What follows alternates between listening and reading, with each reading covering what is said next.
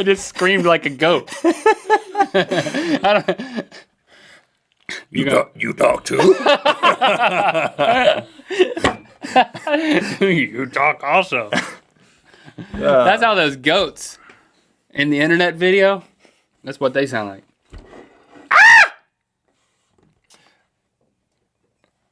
Okay.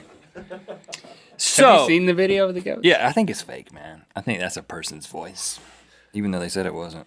It's not, dude. It's old news. You ever heard of goats? Why are we even talking about it? Like that. Okay. Now my throat's hurting. Yeah, so Mike comes into town, says he wants to go camping. I think we have established that we purchased a vehicle that can go into could do some backcountry driving. Have we talked about this? Anyway, we got a vehicle that can do some backcountry driving. We said we had to replace the Bronco because it was severely unreliable. Hence, the first trip we took on the thing with Mike. Right. We had to use a hammer to start the car on the ignition in order to get the key out of the ignition or something. Yeah, to get it out. And then it was anyway. It wasn't a reliable vehicle because it was like 30 years old. But anyway, we replaced it with a younger vehicle, and so I'm like, let's figure. I want to do something where we can do 2 nights of camping, and I want to camp in 2 different types of strata areas. You know, that's the thing about California is that you drive 100 miles and you go through these crazy landscapes. I'm like, wouldn't it be cool if one night we camped like near really big trees and a river and mountains, and then the next night we camped in the desert. And I was like, yeah, that'll be cool. Yeah, that's camping for us. And so the first day we check out the big trees. There's the southernmost grove of sequoias in California is this place called the Trail of 100 Giants. Remember there was a guy that we went to high school with. His name was Sequoia. Yeah, he was. He's a good guy. He wasn't that big, though. That's kind of disappointing. He was a football player.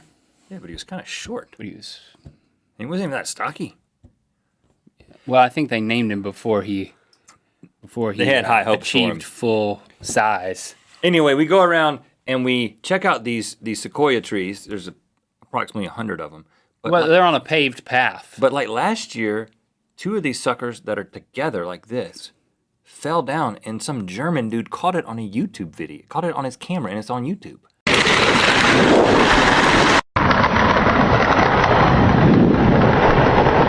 Yeah, this thing's like 2,000 years old. In the description, it says that he ran out of the way of the falling sequoias and then began filming on his iPhone. You can tell that like he's got a landscape thing, he's got a portrait, he's like trying to figure it out. But I mean, the wherewithal of this dude. But then he cuts the camera right before it hits the ground, which is, I guess he just hit sometimes I hit the button too, buddy. I wouldn't have even been able to start. Well, yeah. And so it's not really a great video. But now you can look it up. You can walk up 100 Giants Trail, Sequoia Falling. Trail of 100 Giants. So you can literally get onto the tree and walk up it. And so you're essentially, it's as if you're walking up a couple feet of tree, but it's on the ground. You can take one of those weird pictures to make it look like climbing a tree. Climbing a tree. That's sleeping. So that was day 1. That was pretty cool. It was fun. But day 2, we take this trail all the way down from Sequoia National Forest all the way down to Jawbone Canyon. It's called the Lake Isabella to Jawbone Canyon Trail. Highly recommend it. But we go, it's like 50 miles of nothing but just a dirt road that goes into the mountains. And we get halfway up there into the mountains, and there are just these people living there. We didn't see any actual people. We just saw their homes. Like, obviously occupied. These are not vacation homes. No, these are like escaping from the government homes. These are like Walter White. Oh, I shouldn't. Spoiler alert. These are like people trying to run from the law and trying to cover up their tracks. And they have signs that say, keep out, smile, you're on camera.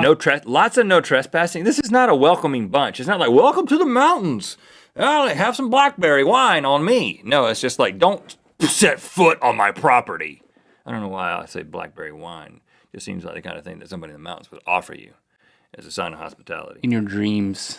But anyway, we got through the gauntlet of those mean people that didn't want us in their yards and got down to the desert.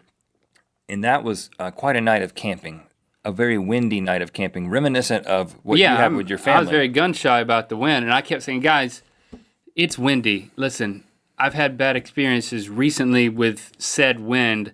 We got to find a place to really seek some good shelter for this tent of ours. So we set up behind a rock, a big rock, not a little rock, a rock the size of a house, essentially. We get behind that thinking we got a little windbreak, and we did, but that didn't mean that wind wasn't going to blow a different direction at night.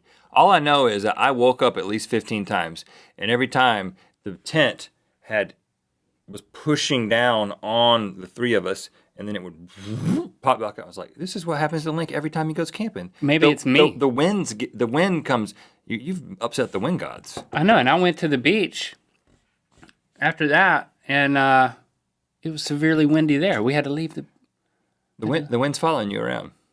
It's me. Probably not. Highly improbable that it has something to do with you. We had to dig a deep hole to build the fire because the wind was going to blow the fire out onto the tent. But then that last day is... But we did it. Don't worry. We dug a deep hole, and it was the best fire I've ever seen in my life.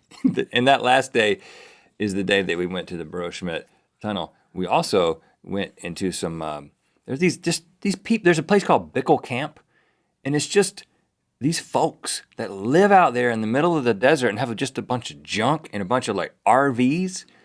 And it was closed on the day that we went for some reason. But it's just... There's just a different type of person who says, you know what? I'm going to live in the desert. Or, you know what? I'm going to live 30 miles into the woods. And I have to ask, are they happier?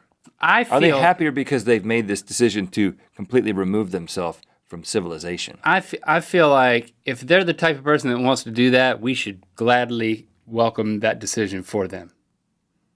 No, but do you want to do that? No. What would it take? Well, then those people would be my neighbors, and I'm afraid of those people. I think you can get far enough away from them. There's a lot of space up there. I do find it interesting that they would still have little neighborhoods of people. You want to be away from everyone except a couple of people. You got to have some people. No man is an island. No man is an island. And that's what you can learn today from this good mythical more, okay? No man is an island. The wind follows me. So keep your distance. Wow.